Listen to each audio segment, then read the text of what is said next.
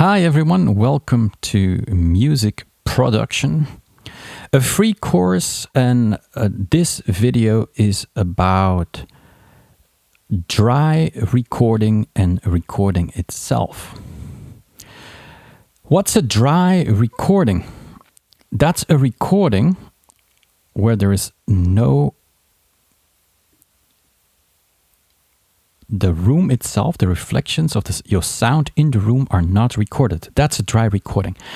So this girl sings into the room. The sound will reflect on the walls, on the floor, on every object in the room. It will turn back to her.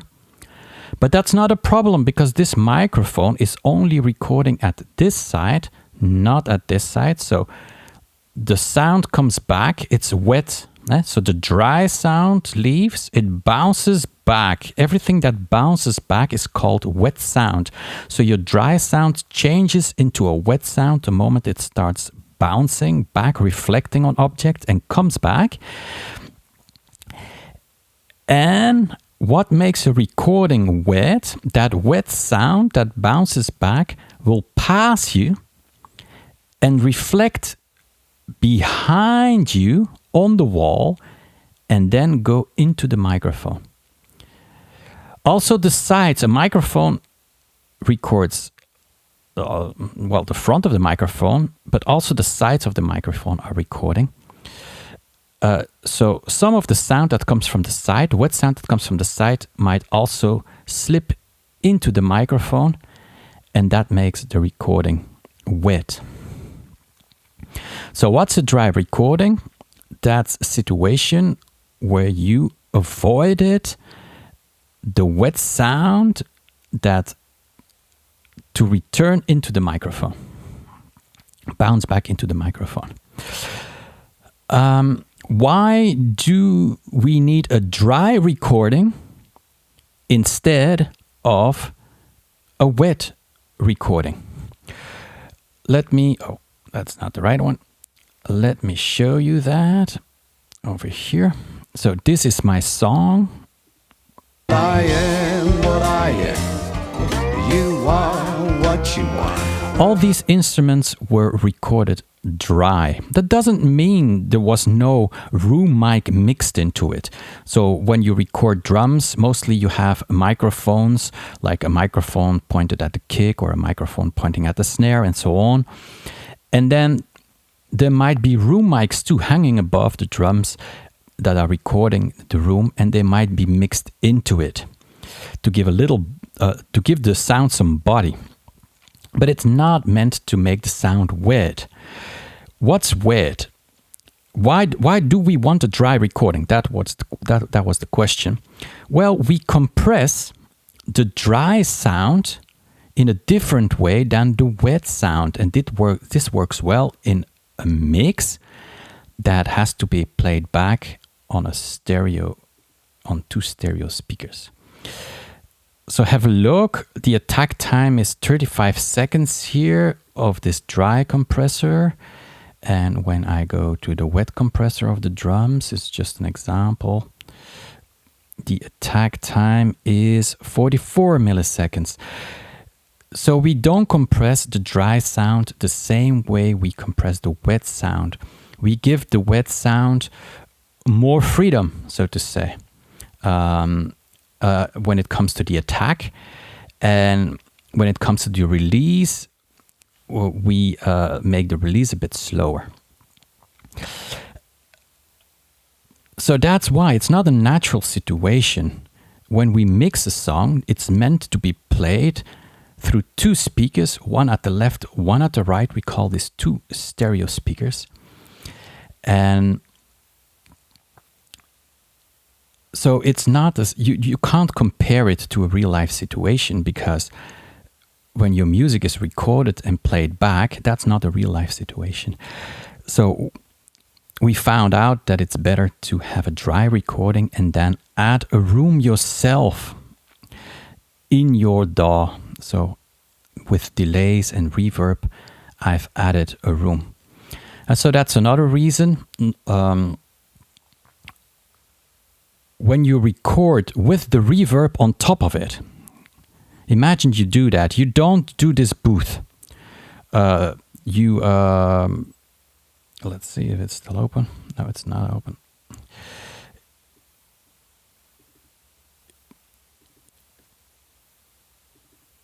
So you don't do the booth. You just stand close to the wall, the sound comes back in. What happens then if you try to mix it? First of all, your sound is wet, your vocal is wet. What does that mean? Your vocal will sound very far away in the mix. Reverb has the tendency to push the vocal back in the mix. That's why you have to record it dry, and then we create a room with delays and we add a bit of reverb to the delays. Why? I explained this in one of the previous videos. Reverb is like a fog, it's like a cloud. So we prefer not to use so much reverb. We prefer to use delays with a little reverb attached to it. And it's impossible to do this if you already recorded the room. So I need your recording without a room, so I can compress the dry sound and the wet sound in a different way. And that wet sound is a self-created wet sound. It has not much to do with a real room anymore because I use delays instead of reverb. And it's the same for all the other instruments. I already told you that the bass is a total dry bass in this recording. So 100% dry bass, there are no delays and there is no reverb. So that's a very unnatural situation. So I need that dry recording because a bass is a low instrument and it sounds muddy when you add delays or reverb to it. So recording dry is important. It's important for all the instruments. Try to make the recording as dry as possible. Might not sound nice. When you listen to the vocal, just a dry vocal, it sounds horrible, I wanted to say. It's not totally horrible, but it sounds very unnatural and it's not very attractive. Okay, so you know now that you have to record it dry. And look, you can create something at home very easily. What is this? This is a yoga mat. And this is a certain acoustic panel. It looks like this. And what does this acoustic panel do exactly? It's like a Japanese hand fan. You see this Japanese hand fan, you can totally stretch it and open it, but you can also close it. And this panel is like a semi-closed hand fan. The sound thinks it's very large. The sound reacts to it as if it's totally open, but in fact, it's not. So what does that mean? When the sound bounces on this panel, it thinks this is like a wall, but a much larger wall, a stretched out. So when the wall has an uneven surface, the sound thinks it's a larger wall. It reacts as if it's a wall with an even surface. So this panel is not really preventing sounds from outside to come into the microphone. It's not, it's just taking away some of, it's dispersing a little bit the reflection, the wet sound, it's dispersing it. So you have that yoga mat, and then there is one on top of it, one of those panels on top of it at the sides. But behind this yoga mat, you can't see it. There are 3 of these panels, 15 centimeters of these panels, like 15 centimeters, I mean one, and then another one on top, another one on top, and then you place those 3 together behind it, and another, you might have to build it behind it. Here too, there is 15 centimeters behind what you see. This is a kind of booth with just sofa cushions. So there is a sofa with hard cushions, and I just put one up, another up, one on top, made a little roof. I have these acoustic panels, and behind it, there is 15 centimeters of those panels. You could wonder why. Why 15 centimeters? Traffic noise, very low rumble, keeps reflecting on the wall if you don't have 15 centimeters of acoustic materials behind you.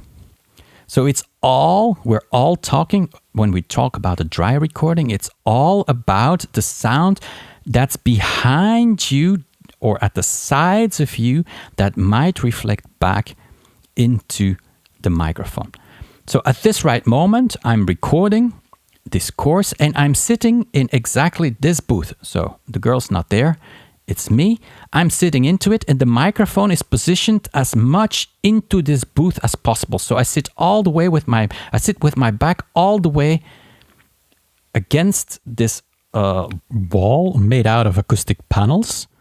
I push my back into this little self-created booth and then I place this microphone as much into this booth as possible. And then the recording is dry. So the sounds from outside that are still penetrating the walls and the windows, it's nearly impossible. You have cars everywhere and trucks and horns and birds and whatever. You can't keep it all out and you don't have to. All right, so that's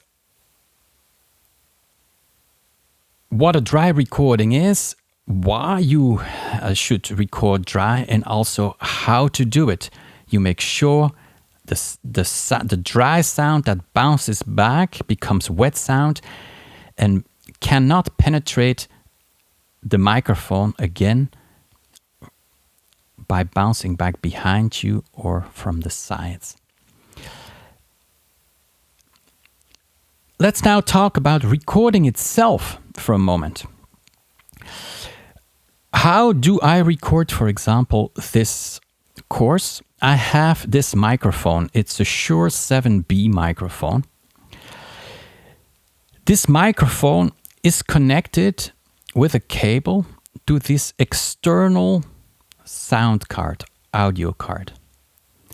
This audio card changes the analog sound into a digital sound and makes it go into this MacBook Air computer. When I'm talking to you, I also have these monitor headphones on, so I can hear myself talking and I know what it's going to sound like. So I can hear the music from my screen. If I play the song, I can hear the music of my screen in the mic here in the headphones, and I can hear myself talking too in those headphones. Let's have a look online a bit. This is surely not advertisement. Why not? Because this is just the cheapest gear. So the Shure microphone 7B I have this one, is the cheapest microphone that I should open this one, that actually records up to 20,000 hertz. So if I open for a moment this microphone is recording all the way from, I think it's like 50 or 40. So that's as low as it records, and it records all the way up here until 20,000 hertz. If you have another microphone, like a stage microphone, a Shure 58, for example, it only records until here, until 15,000 hertz. So a part of what the human ear can hear is not recorded. We can hear all the way up to 20,000 hertz. And that microphone doesn't record the last 5,000 hertz. And the Shure 7B microphone is actually doing that. And it's the cheapest microphone I know that gives a full sound and actually records the whole spectrum. I thought why not, if I have a Shure microphone, buy a Shure audio interface too? This audio interface has only one input. Keep that in mind. Only the microphone can be connected to it. You cannot connect, connect the guitar to it while you play, because then you need an audio interface with two inputs. And this has only one input. And the sound here, you put a cable in it and it goes to your computer. The good thing is, for me, that it always works. What do I mean with that? I plug it in on my computer, and then when I go to sound, I can actually see it move here normally, the recorder. So when I record, I just use the normal sound features that the MacBook Air provides when you're just listening to any other music. So you just drag the volume all the way up and you're ready. You don't need any additional software. And I like that, because additional software means that if my MacBook gets an update, I need an update for this audio interface too. And I don't want that. So it works without software. You just plug it in. So I have that microphone plugged in into this, plugged in into my MacBook Air. About this MacBook, I bought it with all possible upgrades. So when you buy a MacBook or any other computer, many companies like Apple give you at the end, you keep clicking, I want to buy a MacBook, blah, blah, blah. And at the end, you can choose upgrades. For example, a higher clock speed, a bigger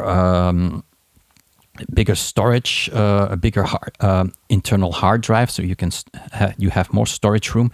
I did all that. I have the fastest possible MacBook Air I could buy at that specific moment. Is it good enough? Haha. This Logic Pro program, the song is mixed in Logic Pro, comes with a lot of plugins. And as long as you use the plugins provided by Logic Pro, the song keeps playing without telling you like, oh, I can't play this because I'm overloaded. But when you actually use external third-party plugins, like I have on the master bus Ozone 10, I bought it from Isotope to master the song. I can only use it here, and if I start using other plugins, because it's a lot, I will show you for a moment. So this is Ozone 10, but you can also add specific plugins that, for example, vintage tape plugin, vintage limiter, vintage blah, blah, blah. You can use all this or just the overall plugin that will combine these ones itself. I will talk about Ozone. I will talk about it a bit more later. But when I use this, it's a very heavy thing on the CPU. And so even with the upgraded version of the MacBook, third-party plugins might make Logic Pro crash while you start to play it. Okay. Let me have a look. So dry recording. Okay, so we talked about dry recording. Let's now talk for a moment about what recording does to your sound.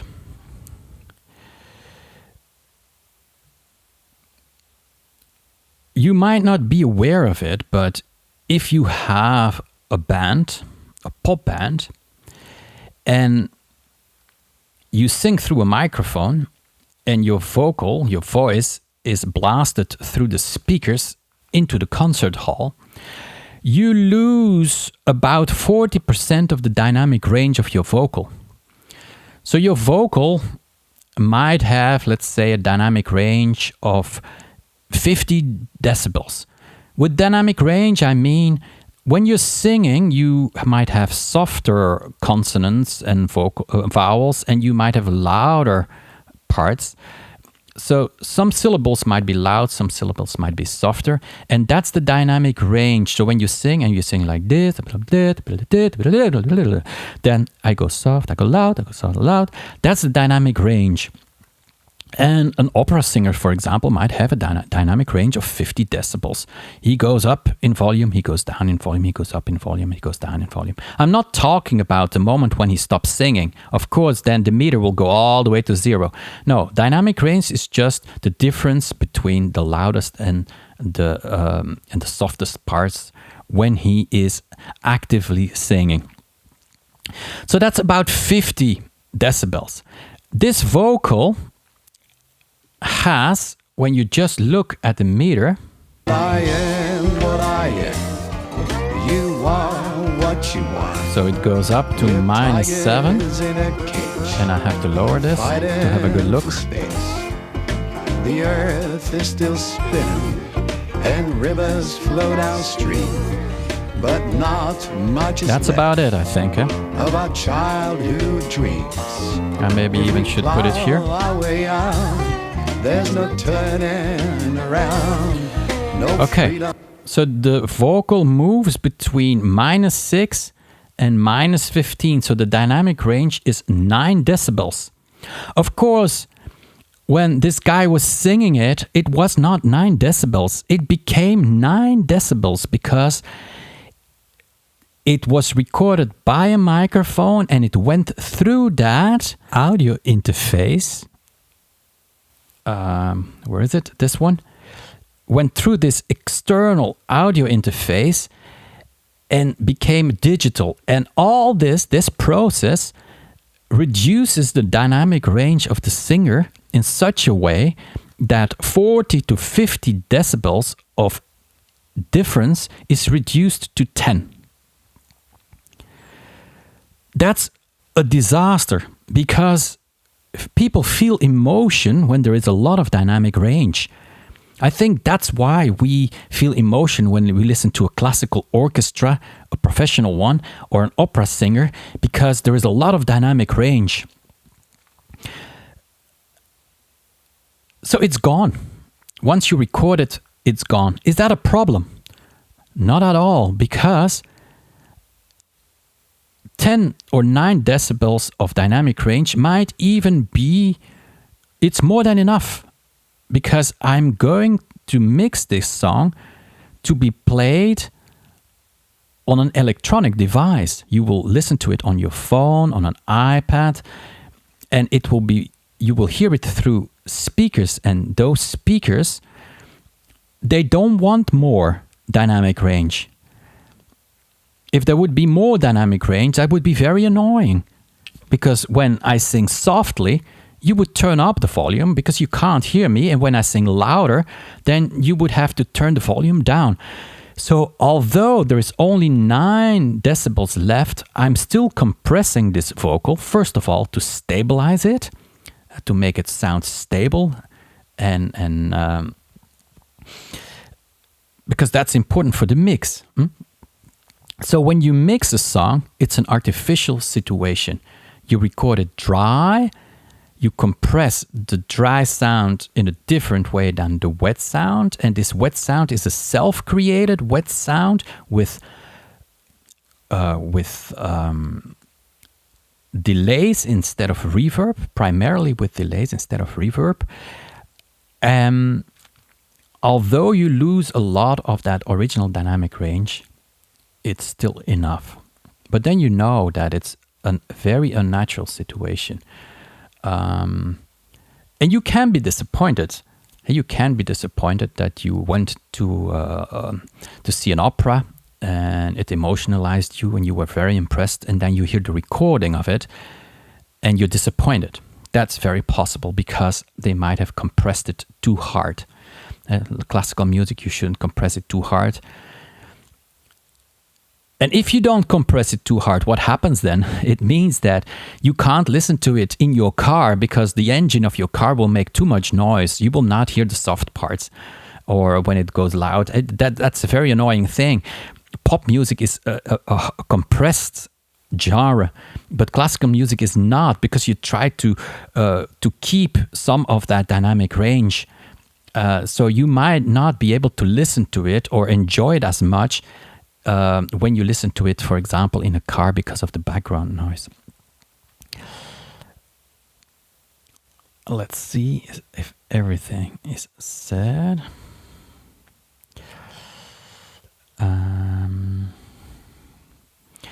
Oh yeah, let me add one more thing about that recording booth. Let's see if you have understood what I said about it. Imagine you're a saxophone player and you're not a singer. You have that saxophone, and the opening of the saxophone is pointing that way. The microphone will be pointed slightly downwards, diagonally downwards. So how are you going to create a dry recording? It's simple. You have to play that way. That's the first thing you do. The sound will bounce back and become weird and will return, which is not a problem because your microphone only records this way. The sound will bounce on the floor and then return. So you have to make sure that you put something on the floor, preferably 15 centimeters of this. That microphone will also be recording at the sides. So the best thing would be that you put such a yoga mat, but a lower one, around you, like you are in a little house with a floor, but there is no roof. And that's important. There should be no roof. One of the biggest mistakes when people record vocals or other instruments is that they start to reduce the room size. Very often you see that they sell even something that you can put behind the microphone. Don't buy it. Why on earth would you put something behind the microphone? Your vocal goes this way and it's stopped. If you sing in a small space, that small space will compress your sound. So if you sing in a bathroom, you might like it very much because the tile creates a lot of wet sound. And on top of that, that bathroom is a small space. So your sound will be it will work like a compressor. The wall will compress the sound because it creates a lot of density. Your vocal is like bouncing, bouncing, bouncing, bouncing, bouncing, and it creates the same effect as as compression. So what's the best spot in your house, if you are working in your house, to record your vocal or your saxophone or your violin? It's the biggest room you have. And don't worry about the reflections. Even if that room has a lot of wet bounce back, a lot of reflections, not a problem. Once you build this booth, your vocal will be dry. So you sing into the biggest room possible, so the walls will not compress your sound. You don't sing in a small closet or whatsoever. Maybe if you sing in a closet, it doesn't have that compressing effect if you whisper into the microphone. But when you start singing, the sound will be compressed by the size of that closet. So don't sing in small spaces. Don't record in small spaces, and always sing or play to the open part of your booth. So never turn around. Never turn around. Never put the microphone here and sing towards this booth. Not at all, because your sound will be compressed by the size of this small booth, and the wet sound will still go into the room and return into your microphone. So if you are a violin player and you have these F-shaped openings at the top, your microphone will be pointing downwards.